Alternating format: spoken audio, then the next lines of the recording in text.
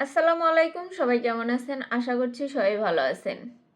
এই যে চিত্রনায়িকা পপির যে জীবন কাহিনী এখন চলতেছে, যে তার ফ্যামিলি তার সমস্ত টাকা পয়সা নিছে বা তার টাকায় কেনা জমি জমা তাকে ভোগ করতে দিতেছে না, এই যে কাহিনীটা সেম টু সেম কাহিনী কিন্তু তাদেরও হয় যারা কিনা উপার্জন করে, শুধু একটা মেয়ের ক্ষেত্রে না।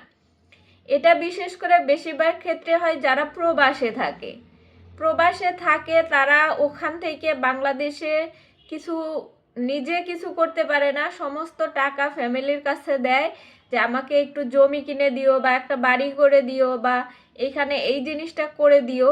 যখন তারা প্রবাস থেকে এই টাকাগুলো পাঠায়, তখন দেশে থাকা বাবা মা ভাই বোন কি করে, সেই টাকা থেকে তারা অর্ধেক টাকা কি করে নিজেরাও জানে না, তার বাকি অর্ধেক দিয়ে কি করে জমি জমা যাই কিনুক না কেন, বাড়িতে যে ফ্যামিলির আরো সদস্য থাকে তাদের সহ তার টাকাটা খরচ করে ফেলে। সেক্ষেত্রে জমি যদি কেনেও বা কোনো সম্পত্তি যদি করেও, তারপরে দেখা যায় ওই প্রবাসে থাকা ওই মানুষটি যখন দেশে আসে তখন আর এই সম্পত্তির কোনো হিসাব পায় না। 5 বছর 10 বছর এক একজন দেখেন প্রবাসে জীবন কাটায়, কিন্তু তারা 10 বছর পরেও বাংলাদেশে এসে যে 10 দিন বা 1 মাস বাসায় বসে খাবে, সেটা নিয়েও তাদেরকে চিন্তা করতে হয়। তাদের ফ্যামিলি বেশিরভাগ ক্ষেত্রে এরকম প্রবাসী, এবং যে সমস্ত লোকের মানে সিঙ্গেল মানুষ, যারা সিঙ্গেল মেয়েরা হোক ছেলেরা হোক, টাকা পয়সা ইনকাম করে যারা, তারা দেখা যায় বেশিরভাগ ফ্যামিলি এটা করে। একজন ইনকামওয়ালা হইলে বাকিগুলা বসে বসে খায়, আর বাদ বাকি যত খরচা একজনের উপর দিয়ে রাখে, আর বাদ বাকি সবাই আরাম করে।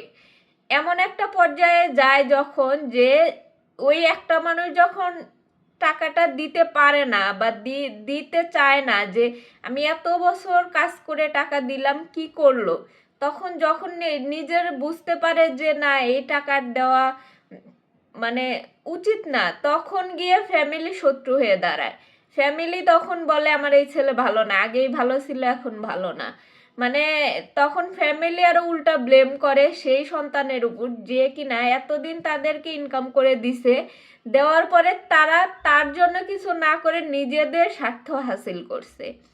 বেশিরভাগ ক্ষেত্রে এরকম হয় যে যে ছেলে বা মেয়েটা সারা জীবন উপার্জন করে সংসারে ঘানি টানে, দিন শেষে একটা সময় গিয়ে সেই সন্তানের কিছুই থাকে না।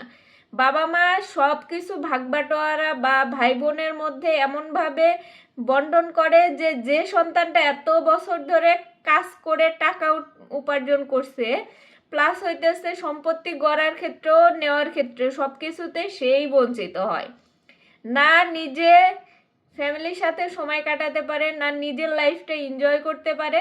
দেখা যায় যে নিজে ইনকাম করে নিজে কোনো খরচা করা বাদ দিয়ে, নিজের কোনো ভালো মন্দ না দেখে সব টাকা যখন ফ্যামিলিকে দিয়ে দেয়, তখন একটা সময় গিয়ে বুঝতে পারে যে আসলে ফ্যামিলিকে দেওয়া তার কতটা বড় ভুল হয়েছে। এমনও ফ্যামিলি আছে যে সন্তানের 10 বছর 15 বছরের কামাই সব অন্য সন্তানদের নিয়ে খেয়ে শেষ করে তারপরে গিয়ে সেই সন্তানকে অবহেলা করে ফেলে দেয়।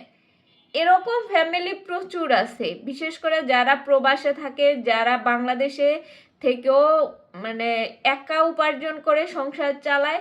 এই কষ্টটা তারাই বুঝে, যে ইনকাম করে দেওয়ার পরেও যখন বাবা মার ভাই বোনের অবহেলা কথা শোনা লাগে, তখন বোঝা যায় যে আসলে কাদের জন্য কি করছিলাম।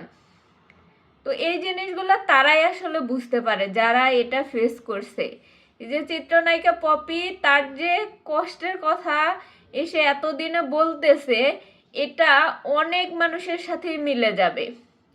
বাংলাদেশে প্রচুর মানুষের সাথে মিলে যাবে যারা নিঃস্বার্থভাবে টাকা উপার্জন করে নিজের ফ্যামিলিকে দিছে কিছু একটা করে দিবে বলে, কিন্তু নিজের ফ্যামিলি সেটা খেয়ে পড়ে শেষ করে দিছে। এখন এমন একটা সময় গিয়ে সেই টাকার কোনো হিসেব নাই, তখন উল্টা আরো যে কামাই করে দিছে তারই কথা শোনা লাগে।